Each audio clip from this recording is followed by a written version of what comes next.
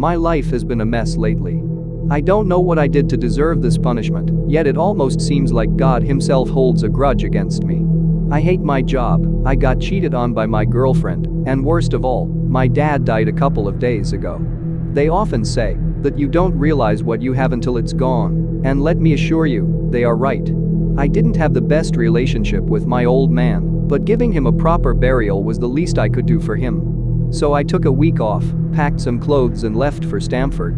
Usually, I visit around Christmas or on Dad's birthday. It always bothered me how depressing this place looks during winter.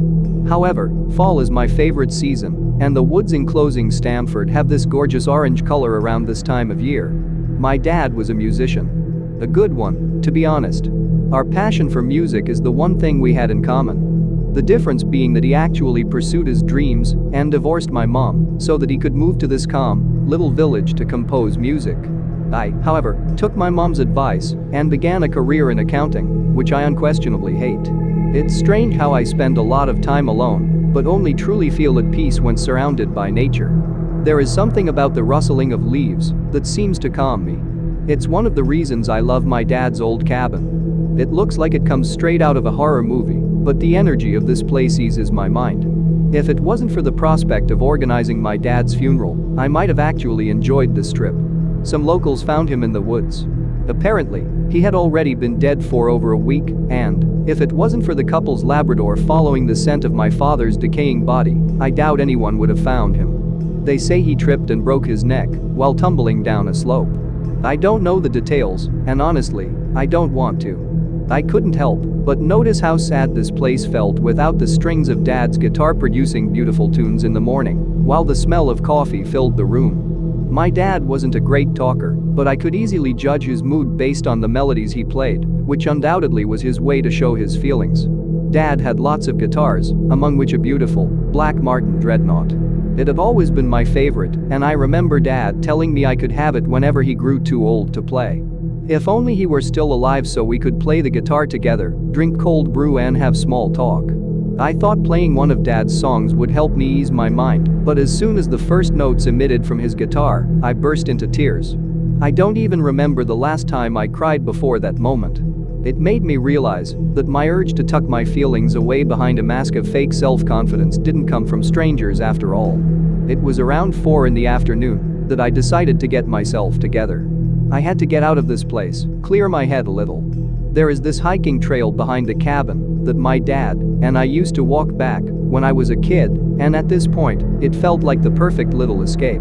I forgot how fast it gets dark in this place, and after checking my watch, I realized I had already been walking for over an hour, meaning that I probably wouldn't make it back before sunset unless I took a shortcut. It occurred to me that this was the same shortcut where my dad tripped and lost his life, and I figured I'd rather be home after dark than be confronted with that part of the woods. It felt like a cancer to me, to be avoided at all times.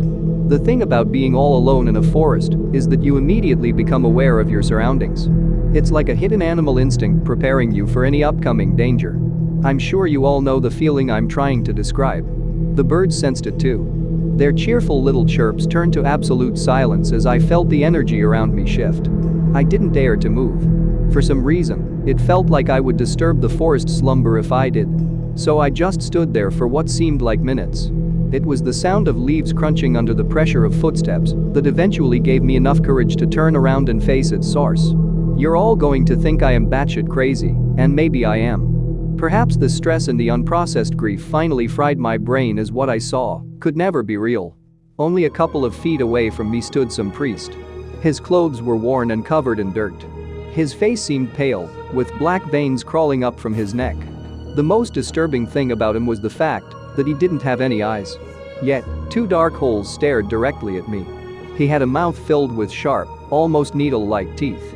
I would have fainted right there and then, but the adrenaline prevented me from collapsing. Instead, I started running as fast as I could. I don't know how long I ran, but the last thing I remember before fainting is, you guessed it, tripping. It's ironic, isn't it, dying in the same woods where my father lost his life. I didn't die, however. Instead, I woke up with a massive headache. Upon touching my head, I immediately felt a warm, sticky liquid on my fingertips. I was bleeding. What I couldn't feel, however, was the lower part of my body. At this point, I started to panic while frantically scanning the forest. That fucking priest was still staring at me, smiling. The only thing left for me was to embrace my imminent death. I closed my eyes and, for some reason, reflected on the past couple of months. I had been a dick. Not only to my mom, but also my ex. No wonder she cheated on me. I barely gave her any attention because I got so caught up in my own miserable life. I'm such a failure. I hadn't realized how close the priest had gotten, but his rotten stench roughly gave his position away. He was even more terrifying than I first thought. Insects were crawling from his mouth into his eye sockets and vice versa. The sharp sound of grinding teeth penetrated the otherwise quiet forest, and I swear I could hear the reeking, foul priest reciting a prayer. It was his raspy breath that made me realize he was inches away from my face. It would only be a matter of seconds before his rotten teeth would puncture my flesh, but instead, nothing happened. There was no way in hell I was going to open my eyes. The stench and the praying assured me he was still close to my face, even after hours passed. The pain at the back of my head had gotten so intense that I was secretly hoping my brain damage would get to me before the priest did. For some reason, he wanted me to face him. This thing was waiting for me to open my eyes and stare into its dark, insect-infested holes. So I did, something I still regret to this day, for as soon as I did, a rusty old knife penetrated my abdomen. The priest licked his knife, and while doing so, I could hear the soft aggressive chirping of insects emanating from the inside of his skull. Death has a voice, and it sounds near human. I have only heard it say 2 words. But those crackled, broken words are enough to haunt me for the rest of my life. Not right. As soon as those words left the priest's lips, one of his insects, a gnat, left his mouth and wriggled its way through my nose. The dark, decaying figure stood up and just walked off, no longer making any noise besides the buzzing of insects and the reciting of prayers. How the fuck did you live? I can hear you ask. Well, the answer is simple. I crawled my way out. That was the plan, at least until some morning hikers spotted me, bleeding, on the verge of death and paralyzed from the waist down. Of course, no one believed me. They just called it an attempted robbery gone wrong and went on with their boring lives. If only they saw what I have seen. If only they heard what I hear every night. The buzzing inside my head. This fucking priest planted some sort of insect in my head, and I can feel it clouding my mind. There is no fucking way my dad tripped. I will find the priest in Stamford's woods. I will set this right. For you, Dad.